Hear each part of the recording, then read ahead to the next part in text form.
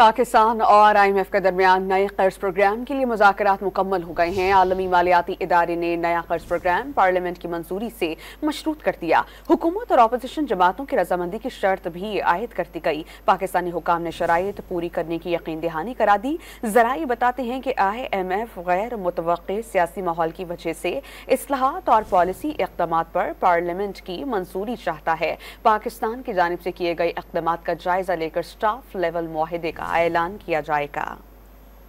پاکستان اور IMF کے مذاکرات مکمل۔ عالمی مالیاتی ادارے کو غیر متوقع سیاسی صورتحال پر عدم اطمینان۔ سیاسی جماعتوں کی رضامندی کی شرط عائد کرتے ہوئے پیکج کی منظوری پارلیمنٹ کی توثیق سے مشروط کر دی۔ ڈان اخبار کی رپورٹ کے مطابق IMF نے اگلے بیل آؤٹ پیکج کے لیے پیشگی اقدامات کو 30 جون تک پارلیمنٹ سے منظور کرانے کی شرط عائد کی ہے۔ اسٹاف لیول معاہدے کے لیے پاکستان کو 40 روز میں IMF شرائط پر عمل درآمد پارلیمنٹ سے منظوری اور قانون سازی کی صورت میں کرنا ہوگا۔ رپورٹ کے مطابق پاکستانی حکام اور نیتن پورٹر کی سربراہی میں IMF اسٹاف مشن کے درمیان مذاکرات مکمل ہو چکے ہیں، جس میں پاور اور گیس سیکٹر میں ریفارمز، پینشنز، مانیٹری پالیسی سمیت اہم شعبوں پر گفتگو ہوئی۔ پاکستانی حکام نے IMF کو شرائط پوری کرنے کی یقین دہانی کرا دی۔ حکومت بجٹ 2024 اور 25 میں ان اقدامات پر قانون سازی کے بعد پارلیمنٹ سے منظوری کے ذریعے عمل کرے گی۔ ذرائع کے مطابق IMF غیر متوقع سیاسی ماحول کی وجہ سے اصلاحات اور پالیسی اقدامات پر پارلیمنٹ کی منظوری چاہتا ہے۔